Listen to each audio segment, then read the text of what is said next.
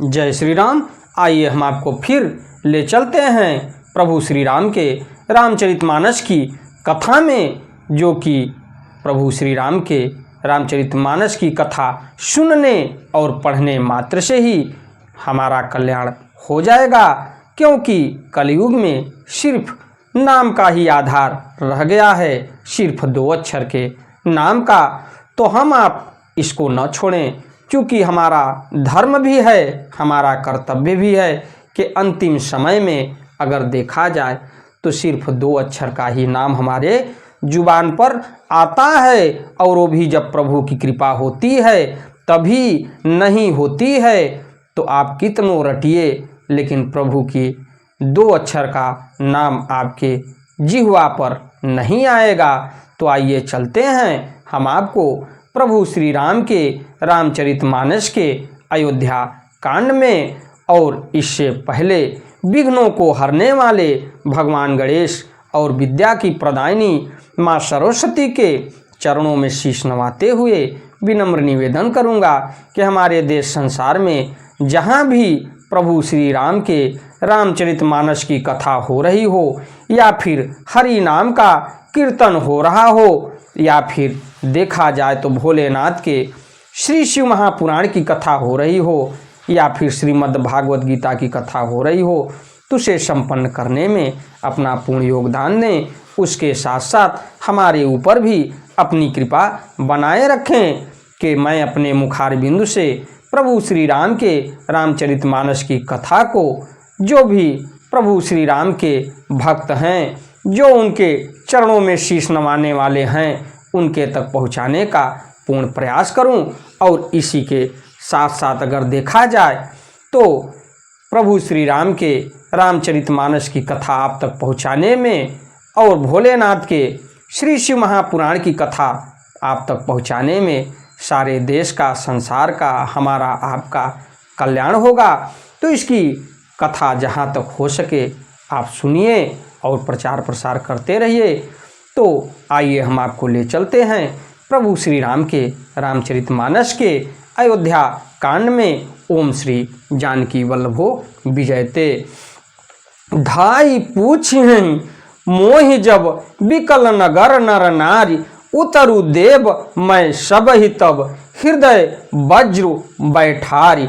नगर के सब व्याकुल स्त्री पुरुष जब दौड़कर मुझसे पूछेंगे, यानी सुमंत्र जी से, सुमंत्र जी इतना दयालु थे और प्रभु श्री राम के अनन्य भक्त भी थे, और उनके बाहर व्याकुल हुए, लेकिन लौटने के बाद वो ये विचार कर रहे हैं कि अयोध्या नगरी पहुँचने पर हमसे नर नारी, वहाँ के जो भी पुरुष महिला बच्चे हैं पूछेंगे तो मैं उनसे क्या कहूँगा।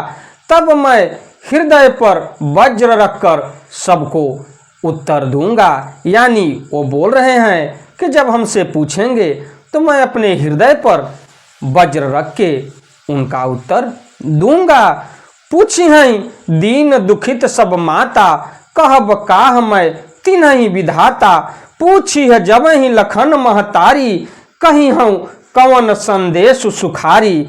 जब दीन दुखी सब माताएं पूछेंगी तब हे विधाता मैं उन्हें क्या कहूँगा। जब लक्ष्मण जी की माता मुझसे पूछेंगी तब मैं उन्हें कौन सा सुखदायी संदेशा कहूँगा। यानी देखा जाए तो सुमंत्र जी सोच रहे हैं कि माता सुमित्रा अगर भैया लक्ष्मण के लिए पूछेंगी तो मैं उनका उत्तर क्या दूंगा और क्या कहूँगा। राम जननी जब आई ही धाई, सुमिर बच्छु जिमि धेनु लवाई। पूछत उतरु देव मैं तेहि, गे बनु राम लखनु बै देहि। श्री राम जी की माता जब इस प्रकार दौड़ी आवेंगी, जैसे नई ब्याई हुई गौ बछड़े को याद करके दौड़ी आती है, तब उनके पूछने पर मैं उन्हें यह उत्तर दूंगा कि श्री राम लक्ष्मण और माता सीता वन को चले गए। जोई पूछी तेहि उत्तर देबा, जाई अवध अब यहु सुख लेबा। पूछी जब ही राव दुख दीना, जीवन जासु रघुनाथ अधीना। जो भी पूछेगा उसे यही उत्तर देना पड़ेगा। हाय अयोध्या जाकर अब मुझे यही सुख लेना है। अब दुख से दीन महाराज जिनका जीवन श्री रघुनाथ जी के दर्शन के ही अधीन है, मुझसे पूछेंगे। यानी देखा जाए तो ये सुमंत्र जी सोच रहे हैं कि महाराज दशरथ जो प्रभु श्री राम के बिना एक पल भी नहीं रह सकते, मैं उनसे क्या कहूँगा और कौन सा उत्तर दूंगा। देहूँ उतर कौन मुँह लाई, आयऊ कुशल कुंवर पहुँचाई। सुनत लखन सिय राम संदेशु, तृण जिम तन परिहरि नरेशु। हम तब मैं कौन सा मुंह लेकर उन्हें उत्तर दूंगा कि मैं राजकुमारों को कुशल पूर्वक पहुंचा आया हूँ। लक्ष्मण सीता और श्री राम का समाचार सुनते ही महाराज तिनके की तरह शरीर को त्याग देंगे। यानी इतना सुनते हुए उनको भय भी लग रहा है मन में कि कहीं ऐसा न हो कि महाराज का प्राण एक तिनके की तरह निकल जाए प्रभु श्री राम के वियोग में। हृदय न विदरेऊ पंकजिम, बिछुरत प्रीतम नीर। जानत हो मोई दीन विधि, यहु जातना शरीर। प्रियतम श्री राम जी रूपी जल के बिछुड़ते ही मेरा हृदय कीचड़ की तरह फट नहीं गया। इससे मैं जानता हूँ कि विधाता ने मुझे यह यातना शरीर ही दिया है जो पापी जीवों को नरक भोगने के लिए मिलता है। यही विधि करत पंथ पछितावा, तमसा तीर तुरत रथ आवा। विदा किए करी विनय निषादा, फिरे पाए परी विकल विषादा। उसके बाद देखा जाए तो सुमंत्र इस प्रकार मार्ग में पछतावा कर रहे थे। इतने में ही रथ तुरंत तमसा नदी के तट पर आ पहुंचा, जहां प्रभु श्री राम का पहला पड़ाव था। मंत्री ने विनय करके चारों निषादों को विदा किया और वहां से चारों निषादों को वो विदा किए। यानी तमसा नदी के बाद अकेले ही जाना पड़ा। वे विषाद से व्याकुल होते हुए सुमंत्र के पैरों पकड़कर लौटे। बैठत नगर सचिव सकुचाई, जनु मारे गुरु बाभन गाई। बैठ बिटप तर दिवसु गवावा, सांझ समय तब अवसर पावा।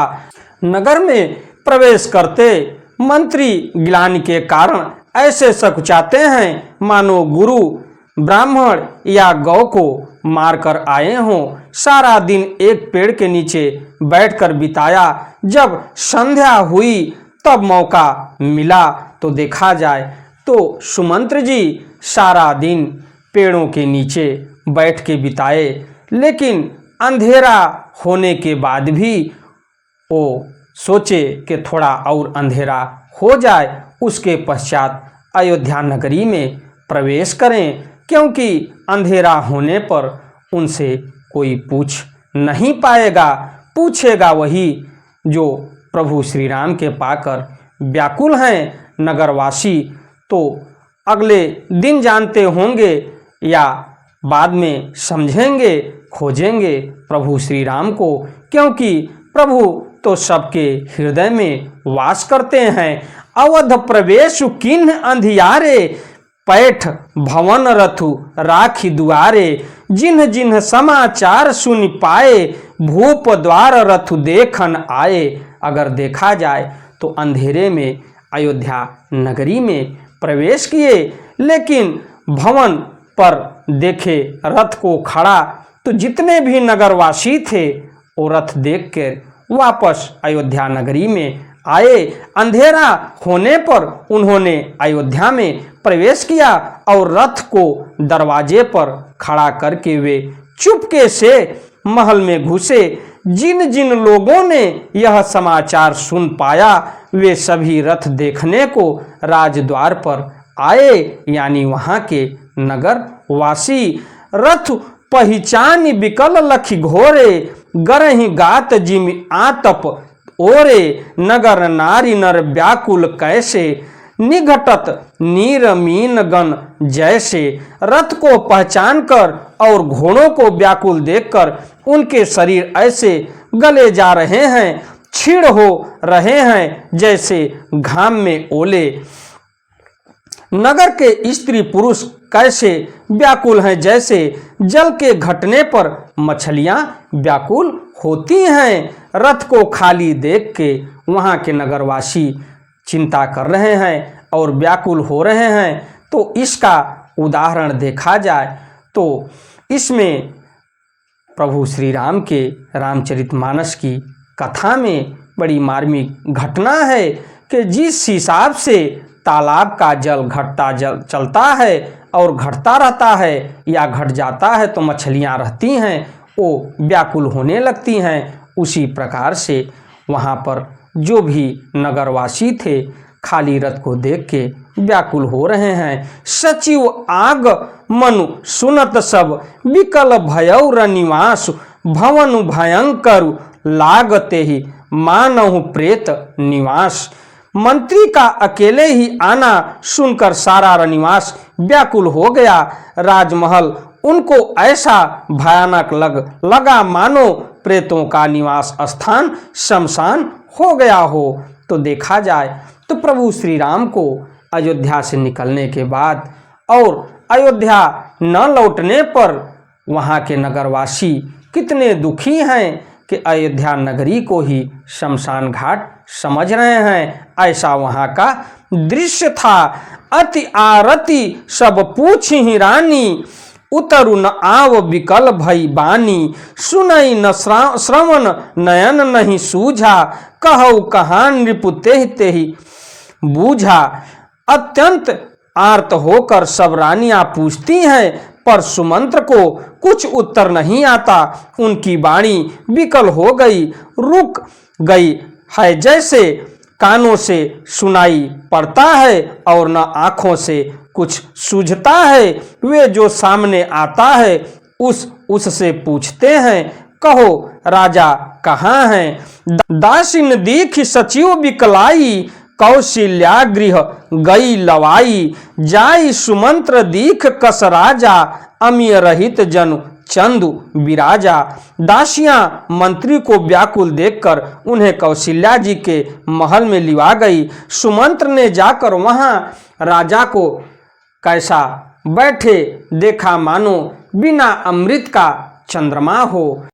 आसन शयन विभूषण हीना पर्यो भूमि तल निपट मलीना। लय आ असासु सोच एहि भांति सुरपुर ते जनु खसेउ जजाति।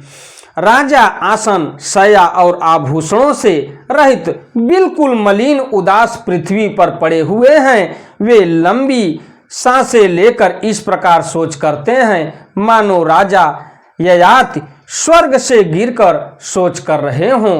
लेत सोच भरी छिनु छिनु छाती जनु जरी पंख परेव संपाति। राम राम कह राम सनेही पुनि कह राम लखन वैदेही।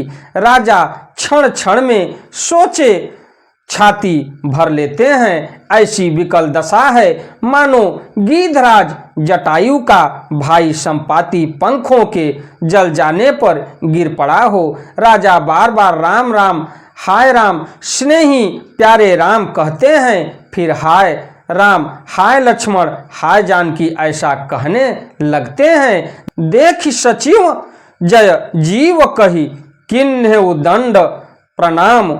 सुनत उठेउ व्याकुल नृपति कहूँ सुमंत्र कह राम। मंत्री ने देखकर जय जीव कहकर दंडवत प्रणाम किया। सुनते ही राजा व्याकुल होकर उठे और बोले सुमंत्र कहो राम कहाँ हैं। भूप सुमंत्रु लीन उरलाई बूढ़त कछु आधार जन पाई। सहित स्नेह निकट बैठारी पूछत राउर नयन भरी बारी। राजा ने सुमंत्र को हृदय से लगा लिया मानो डूबते हुए आदमी को कुछ सहारा मिल गया हो।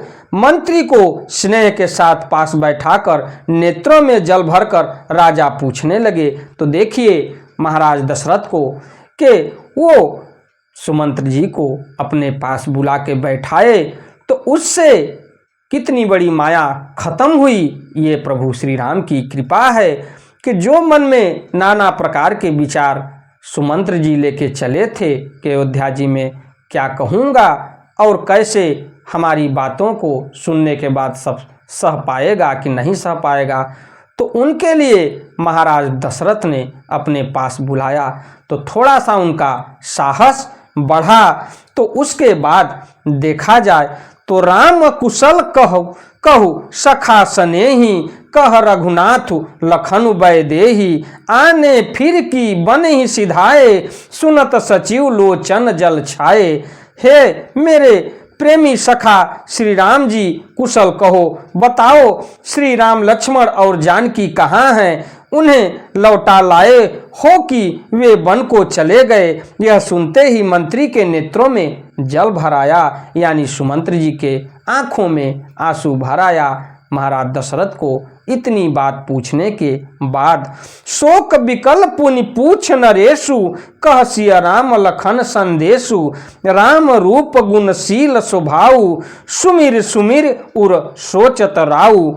शोक से व्याकुल होकर राजा फिर पूछने लगे, सीताराम और लक्ष्मण का संदेशा तो कहो। श्री रामचंद्र जी के रूप गुणशील और स्वभाव को याद कर करके राजा हृदय में सोच करते हैं।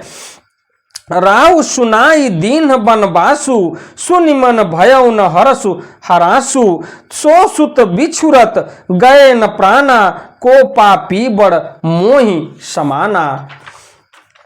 और कहते हैं मैंने राजा होने की बात सुनाकर वनवास दे दिया। यह सुनकर भी जिस राम के मन में हर्ष और विषाद नहीं हुआ, ऐसे पुत्र के बिछुड़ने पर भी मेरे प्राण नहीं गए, तब मेरे समान बड़ा पापी कौन होगा। इसी के साथ मैं अपनी वाणी को विराम देते हुए अगली कथा में मैं आपसे फिर मिलूँगा। हमारी वीडियो, हमारी कथा आपको अच्छी लगे तो वीडियो को लाइक करिए, शेयर करिए, चैनल को सब्सक्राइब करिए, बेल आइकन दबाना न भूलिए। इसी तरीके से आपका प्रेम और स्नेह हमको मिलता रहे तो हम आपको और धार्मिक कथाओं के बारे में ले चलेंगे और उनकी कथा अपने मुखारबिंद से आप तक पहुंचाने का पूर्ण प्रयास करूंगा। तो देखा जाए तो आपको शाम को भोलेनाथ के श्री शिव महापुराण की कथा मिलेगी हमारे YouTube चैनल के माध्यम से। वो भी भोलेनाथ के श्री शिव महापुराण की कथा को देखा जाए, पढ़ा जाए, सुना जाए तो पुराणों में सबसे उत्तम पुराण माना गया है। और सवेरे आपको ब्रह्म मुहूर्त में प्रभु श्री राम के रामचरितमानस की कथा मिलेगी। आप कथाओं का स्मरण करिए और अंधविश्वास से दूर रहिए। अगली कथा में मैं आपसे फिर मिलता हूँ। एक बार प्रेम से बोलिए प्रभु श्री राम की जय। धन्यवाद। आपसे मैं फिर मिलता हूँ अगली कथा को लेके।